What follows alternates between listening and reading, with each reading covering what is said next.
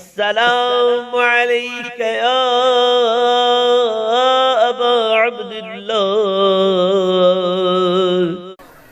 یعنی فقہا کے درمیان اختلاف رائے، اس کا مثبت پہلو یہ ہے کہ یہ واضح رہے کہ کسی بھی غیر معصوم کی رائے اس طرح حجت نہیں ہو سکتی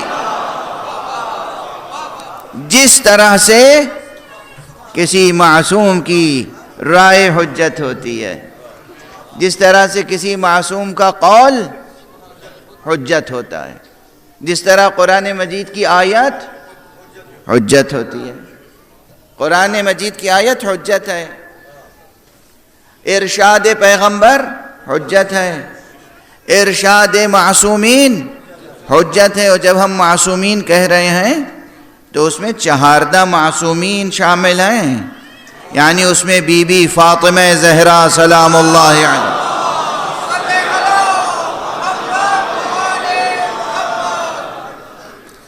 اگر کوئی حکم شرعی، اگر کوئی قول، اگر کوئی فرمان، اگر کوئی ارشاد ثابت ہو جائے کہ یہ بی بی کا ارشاد ہے تو وہ پھر حجت ہے. پوری کائنات اس قول کے مقابل میں آ جائے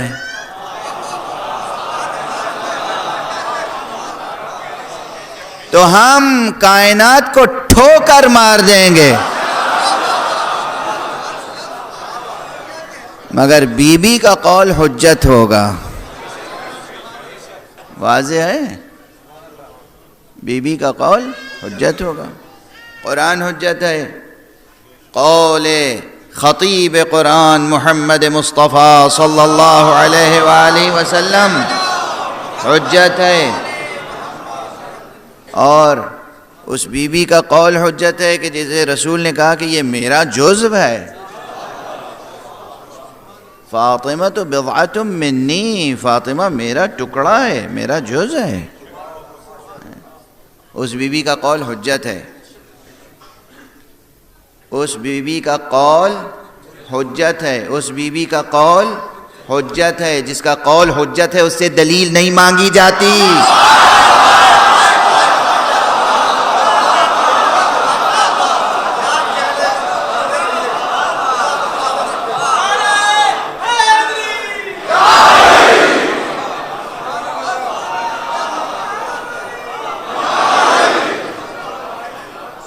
صلوات پڑھ دیجئے محمد.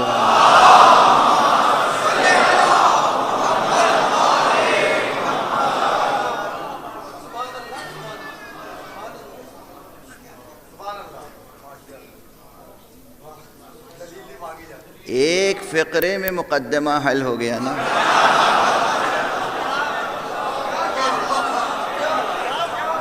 صلوات پڑھیے محمد.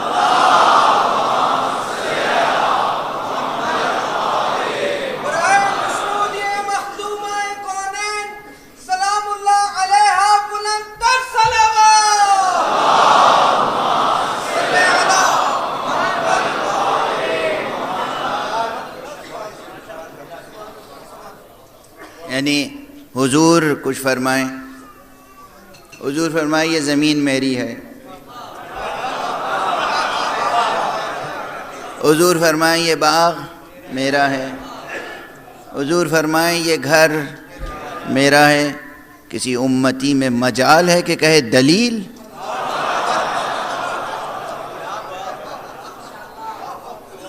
گواہ، ثبوت، تحریر. اور اگر کوئی حضور سے کہے گواہ و دلیل اور ثبوت و تحریر تو وہ مسلمان ہے.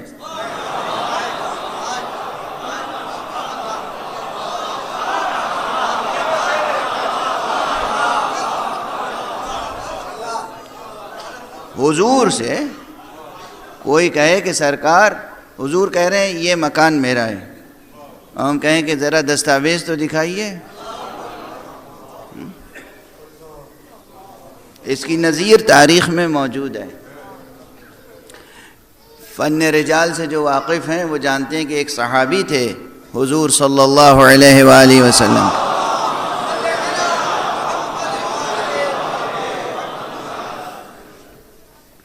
جن کو لقب دیا تھا حضرت نے ذو الشہادتین کا.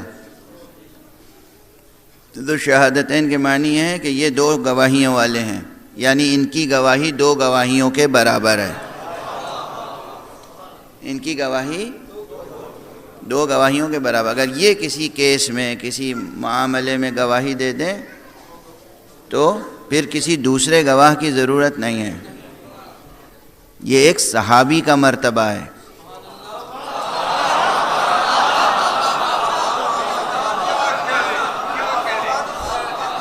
یہ ایک صحابی کا مرتبہ ہے. غور فرما رہے ہیں؟ یہ ایک صحابی کا مرتبہ ہے. کس صحابی کا مرتبہ ہے؟ یہ صحابی بنی ہاشم میں سے بھی نہیں ہے، یہ صحابی اہل بیت میں سے نہیں ہیں، صحابی ہیں. حضور کی دعوت پر مسلمان ہوئے ہیں، حضور کی تعلیم سے خدا کو پہچانا ہے، حضور کی شہادت سے غیب پر ایمان لائے ہیں. لیکن کس درجے کا ایمان ہے؟ کوئی مشہور واقعہ ہے، یہ کوئی اس کا انکار نہیں کر سکتا، مشہور واقعہ ہے. کیا وہ حضور نے کسی سے سودا کیا، معاملہ کیا، لیکن وہ جس سے معاملہ کیا تھا وہ غیر مسلم تھا، وہ مسلمان نہیں تھا. اس نے معاملہ کیا، حضور سے قیمت لے لی اور بعد میں منکر ہو گیا کہ آپ نے تو قیمت دی نہیں. اب کوئی تیسرا وہاں نہیں تھا، معاملہ بڑھا، بات بڑھی، لیکن یہ کس کے درمیان ہے؟ رسول اللہ صلی اللہ علیہ وآلہ وسلم اور ان کے مقابلے میں غیر مومن، غیر مسلم، نہ کہ مومن و مسلم. اب وہ حضور سے گواہ مانگ رہا ہے. یاد رکھیے جو رسول سے گواہ مانگے وہ غیر مسلم ہی ہو سکتا ہے. یہ تو ہم سوچ ہی نہیں سکتے کہ رسول سے کوئی گواہ مانگے اور مسلمان بھی ہو. یہ ہم نہیں سوچ سکتے، متصور نہیں ہے یہ بات. یہ بات متصور نہیں ہے، سوچ نہیں سکتے. ادھر سے یہ تشریف لے آئے حضرت خزیمہ اور انہوں نے کہا یا رسول اللہ کیا مسئلہ ہے؟ کہا یہ سودا ہوا تھا، یہ مجھ سے گواہی مانگ رہا ہے. کہ میں گواہی دینے کے لیے تیار ہوں. کہ تم کیسے گواہی دو گے؟ کہ آپ کے کہنے سے اندیکھے خدا پر ایمان لائے ہیں.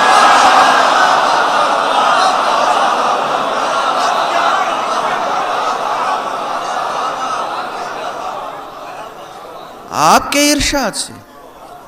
آپ صادق مصدق ہیں،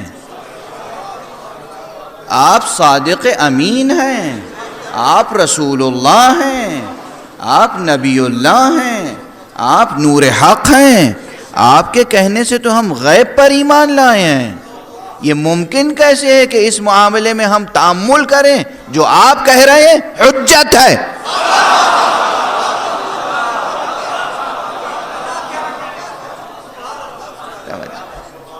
توجہ.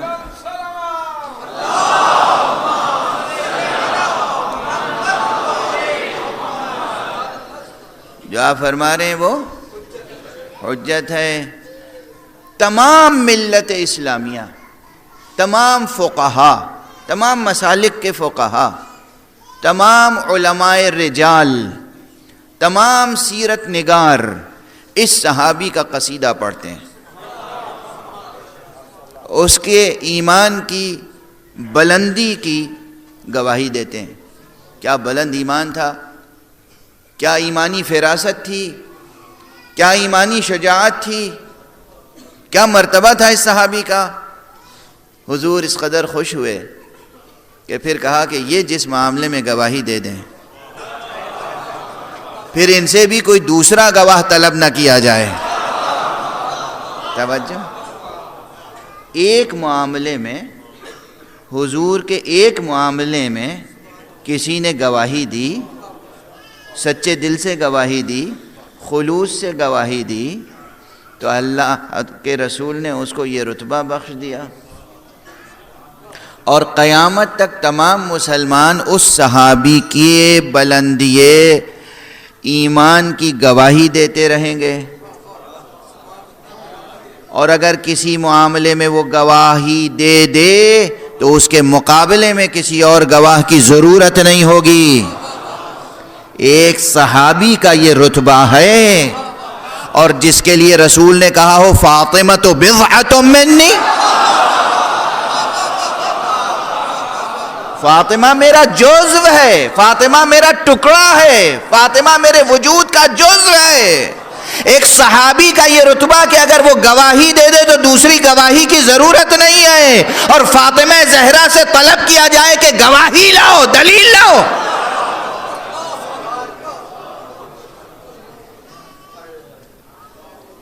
توجہ ہے؟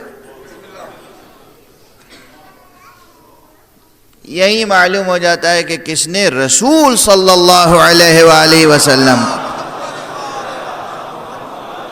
کتنا قبول کیا تھا۔ کل کو قبول کیا تھا تو یا کچھ جزو چھوڑ کر قبول کیا تھا؟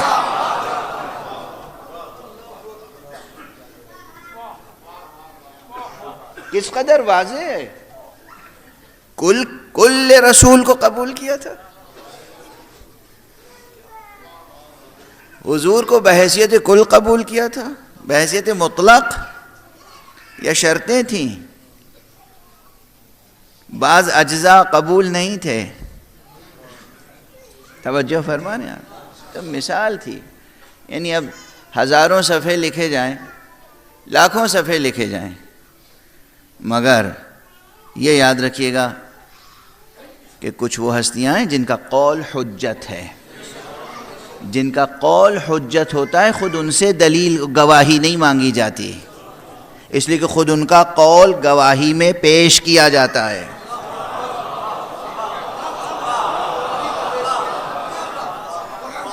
یعنی ہم سے اگر کوئی پوچھے کہ علم رجال مرتب کرو، مومنوں کی تاریخ مرتب کرو، بتاؤ کہ کون ایمان کے اور عشق رسول کے کس درجے پر فائز تھا، تو ہم مورخ کا قول گواہی میں نہیں لائیں گے، ہم پوچھیں گے بی بی فاطمہ آپ بتائیں آپ کے بابا کا وفادار کون تھا؟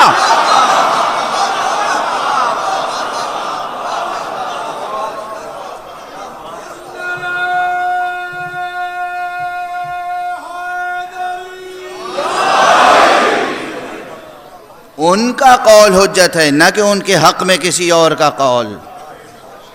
واضح ہے؟ رسول اللہ کا قول حجت ہے، آیت خدا قرآن مجید حجت، رسول اللہ کا قول حجت، بی بی فاطمہ زہرا کا قول حجت، امیر المؤمنین علی ابن ابی طالب کا قول حجت۔ ہم حجت سمجھتے ہیں، جو نہ سمجھتا ہو نہ سمجھے اس سے ہمارا کوئی نقصان ہونے والا نہیں ہے۔ ہم حجت سمجھتے ہیں، ہمارے پاس دلیل ہے، اس لیے کہ خود حضور نے علی سے متعلق بھی تو فرمایا علی منی وانا منہ، علی مجھ سے ہے، میں علی سے ہوں۔ حضرت امیر المؤمنین علی ابن ابی طالب علیہ السلام کا قول حجت ہے، حضرت امام حسن کا قول حجت ہے، حضرت امام حسین علیہ السلام کا قول حجت ہے۔ یہ سلسلہ جو ائمہ اہل بیت علیہم الصلاۃ کا ہے، ان میں سے ہر ایک کا قول حجت ہے، اور اس لیے حجت ہے کہ اللہ سبحانہ و تعالی نے اور اللہ نے ان کو حجت قرار دیا ہے، اور اس لیے حجت ہے کہ ان کو براہ راست اللہ سبحانہ و تعالی نے ہدایت دی ہے۔ انہوں نے کسی کے سامنے زانو ادب طے نہیں کیا، انہوں نے کسی فرد سے دنیا میں آنے کے بعد علم حاصل نہیں کیا، انہیں اللہ نے ہدایت دی، اور چونکہ انہیں اللہ نے ہدایت دی اس لیے ہمیں ان کی ہدایت کی پیروی کرنی ہے۔ چنانچہ اسی آیت کریمہ کی تفسیر کے ضمن میں یہ واقعہ بھی نقل کیا جاتا ہے کہ ایک مرتبہ حضرت امام جعفر صادق علیہ السلام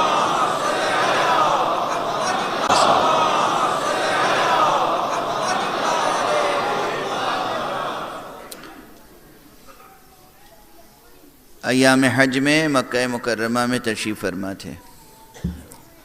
ایک شخص نے کسی دوسرے شخص سے ایک مسئلہ پوچھا، مسئلہ شرعیہ۔ بھئی حج کے ایام میں بہت سے مسئلے درپیش ہوتے ہیں۔ وہ شخص بامعرفت تھا، اس نے کہا کہ اگر تمہیں یہ مسئلہ دریافت کرنا ہے تو دیکھو وہ جعفر ابن محمد صادق،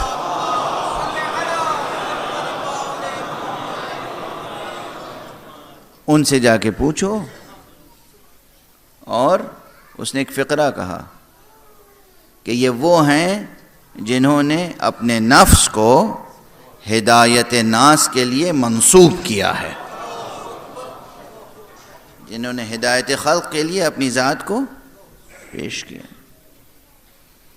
وہ شخص آیا حضرت کے پاس، مسئلہ دریافت کیا، حضرت نے مسئلے کا جواب دیا اور ساتھ میں اس آیت کی تلاوت فرمائی، اولئک الذین ھدی اللہ فبہداہ مقتدہ، جن لوگوں کو اللہ نے ہدایت دی ہے تم ان کی ہدایت کی پیروی کرو۔ یہ شان تلاوت بتاتی ہے، یاد ہے نا شان تلاوت کا فقرہ؟